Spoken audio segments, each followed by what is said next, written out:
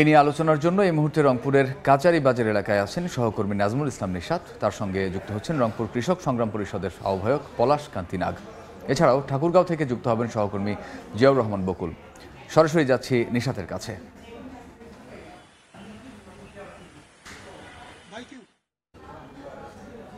মোট ৩৫টি গুদাম রয়েছে, যেগুলো শস্য ঋণ গুদাম কার্যক্রমের আওতায় কৃষকরা তাদের নির্ধারিত ফসল সেখানে রেখে ৮০% ঋণ পাবেন। এবং এটি মূলত করা হয়েছে যাতে মৌসুমের শুরুতে যখন কৃষকরা পণ্যের ন্যায্য মূল্য পান না, সেই সময় এই গুদামে তাদের উৎপাদিত পণ্য রেখে তারা ৮০% ঋণ নির্ধারিত ব্যাংক থেকে তারা পাবেন। এবং যখন পণ্যের দাম বাড়বে, মূলত কৃষকদের উৎপাদিত পণ্যের ন্যায্য মূল্য নিশ্চিত করা এবং তাদের সেই পণ্য যাতে রক্ষণাবেক্ষণ তারা ঠিকমতো করতে পারেন, এই উদ্দেশ্যেই মূলত এই গুদাম কার্যক্রম পরিচালিত হয়। কিন্তু পরিতাপের বিষয়, আমরা মাঠ পর্যায়ে যেটি দেখেছি, অধিকাংশ কৃষকই এই গুদামের যে কার্যক্রম এবং এই গুদামের যে সুফল সেটি সম্পর্কে জানেন না। এই বিষয়ে আমরা আজকে আলোচনা করব। আমার সাথে রয়েছেন অতিথি পলাশকান্তি নাগ, আহ্বায়ক কৃষক সংগ্রাম পরিষদ। তার কাছে একটু জানতে চাই, এই যে সরকারের একটি উদ্যোগ এবং কৃষকরা যাতে লাভবান হতে পারে সেই জন্য এই কার্যক্রম, কিন্তু আমরা দেখছি যে মাঠ পর্যায়ের কৃষকরা এটি জানেন না। এর কারণ হিসেবে আপনি কি মনে করেন? কর্মকর্তাদের সাথে কিংবা মাঠ পর্যায়ের যারা কৃষি কর্মকর্তা তাদের সাথে কৃষকদের দূরত্ব রয়েছে, কিংবা কি কারণ থাকতে পারে? আসলে আমাদের দেশের কৃষকদের প্রধানত মহাজনী ঋণের দ্বারস্থ হয়ে কিন্তু কৃষি উৎপাদনকে অব্যাহত রাখতে হয়।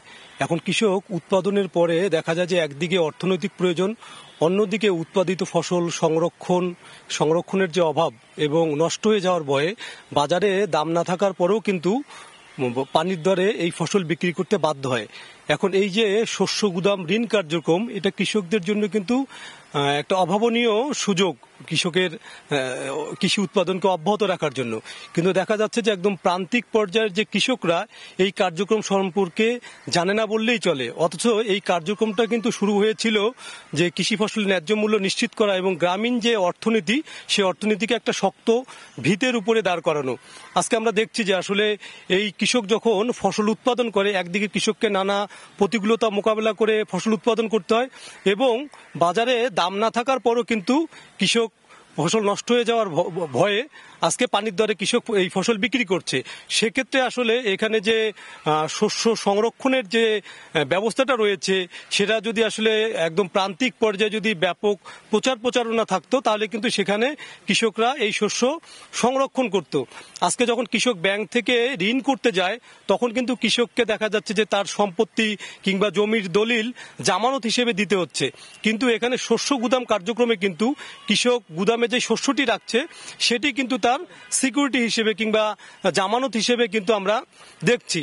এখন এটাকে যদি আমরা অব্যাহত রাখি, তাহলে কিন্তু আমরা দেখছি যে গ্রামীণ যে দাদন ব্যবসায়ী যারা, যে মহাজনী যে ঋণের কারণে কিন্তু যে কৃষকরা সর্বশান্ত হচ্ছে, তাহলে কিন্তু কৃষকদেরকে ওই মহাজনী ঋণের দ্বারস্থ হতে হবে না।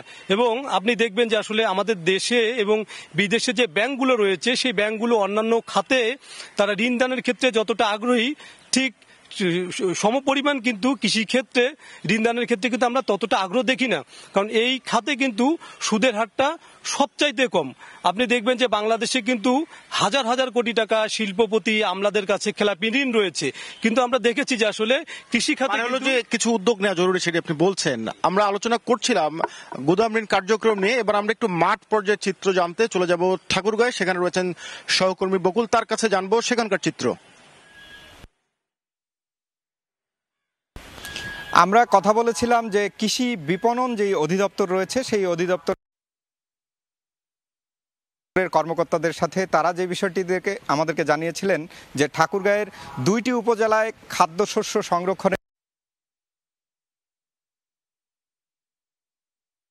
সংরক্ষণের 2টি গুদাম রয়েছে। আমরা তারপরে মাঠ পর্যায়ে পরিদর্শন করি এবং সেই জায়গায় খোঁজ খবর নিয়ে দেখি যে ঠাকুরগাঁয়ের বালিয়াডাঙ্গি উপজেলা দুয়শো ইউনিয়ন পরিষদের পাশেই একটি অবস্থিত। আরেকটি হচ্ছে স্থানীয় কৃষকরা যে সুবিধাটা সেই জায়গা থেকে উপজেলা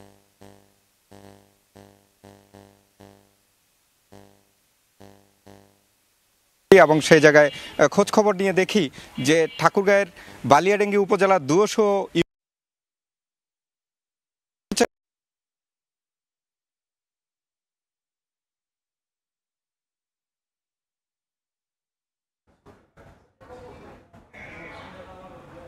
গুদাম কার্যক্রম পরিচালনার সাথে জড়িত এবং তারা আরো নতুন করে 17টি গুদাম নির্মাণের উদ্যোগ নিয়েছে এবং 20টি পুরনো গুদাম সংস্কারের একটি প্রস্তাবনাও দিয়েছে। এখন প্রশ্ন হলো যে যেহেতু আগের যে গুদাম 35টি গুদাম কার্যক্রম চলছে সেটির সুফলে কৃষকরা পাচ্ছে না, এর মধ্যে যদি নতুন গুদাম আরো নির্মাণ করা হয় সেক্ষেত্রে কৃষকরা আসলে সুবিধা পাবেন কিংবা কি ধরনের উদ্যোগ নেওয়া যেতে পারে? দেখুন, যে পরিমাণ শস্য আমাদের দেশে উৎপাদন হয়, বা বিশেষ করে আমরা যদি আমাদের এই উত্তরবঙ্গের কথা বলি, এখন এটা সংরক্ষণের জন্য কিন্তু রংপুর বিভাগে মাত্র 35টি গুদাম রয়েছে, যেটা কিন্তু আমাদের উৎপাদনের যদি বিবেচনা করি তাহলে কিন্তু এটা খুবই অপ্রতুল। কিন্তু এই 35টি গুদামেরও যে যথাযথ যে ব্যবহার, সেই যথাযথ ব্যবহার হচ্ছে না। এখন প্রান্তিক পর্যায়ে যদি এটা নিয়ে প্রচারণা থাকে, কৃষকদের মধ্যে যদি সচেতনতা থাকে, তাহলে আমরা মনে করি যে আসলে এটা উত্তরোত্তর এর সংখ্যাটি বাড়াতে হবে। এবং এটা যদি আমরা করতে পারি তাহলে কিন্তু একদিকে যেমন আমাদের কৃষি উৎপাদনকে অব্যাহত রাখতে গিয়ে কৃষকদেরকে যে নানা প্রতিকূলতা মোকাবেলা করতে হচ্ছে সেটি করতে হবে না, পাশাপাশি কিন্তু আমরা উৎপাদনের ক্ষেত্রেও কিন্তু আমাদের যে কাঙ্ক্ষিত যে লক্ষ্য, সেই লক্ষ্য আমরা অর্জন করতে পারবো। এখানে প্রতি বছর কিন্তু আমরা দেখছি যে ব্যাপক পরিমাণে শস্য কিন্তু শুধুমাত্র সংরক্ষণের অভাবেই নষ্ট হয়ে যাচ্ছে। তাহলে কিন্তু আমরা এই যে আমাদের যে শস্য নষ্ট হয়ে যাচ্ছে, এই নষ্ট হয়ে যাওয়ার হাত থেকেও যেমন আমরা আমাদের শস্যকে রক্ষা করতে পারি, পাশাপাশি উৎপাদনের সময় দেখা যাচ্ছে যে আজকে উৎপাদনের যে উপকরণ, বিশেষ করে সার, ডিজেল, কীটনাশক থেকে শুরু করে এটার যে কৃষি উপকরণের যে মূল্য বৃদ্ধি, সেক্ষেত্রে আসলে কৃষক যদি সহজ শর্তে বিনা সুদে এই সমস্ত ব্যাংক থেকে যে ঋণ পায়, তাহলে কিন্তু আজকে তার যে কৃষি উৎপাদনকে অব্যাহত রাখার ক্ষেত্রে কিন্তু তাকে আর কোনো ধরনের সংকট মোকাবেলা করতে হবে না। আপনি বলছেন যে এই গুদাম কার্যক্রমের প্রচারণা দরকার। মূলত 70-এর দশকে এই প্রকল্পটি চালু হয় এবং 1995 সাল থেকে কৃষি বিপণন অধিদপ্তর এই প্রকল্পটি দেখভাল করছে। আমরা আলোচনা করছিলাম গুদাম কার্যক্রম নিয়ে। আমার সাথে অতিথি ছিলেন পলাশকান্তি নাগ। সবকিছু মিলে এই ছিল আমার কাছে আলোচনায়। রংপুর ও ঠাকুরগাঁও থেকে যোগ দিয়েছিলেন সহকর্মীরা।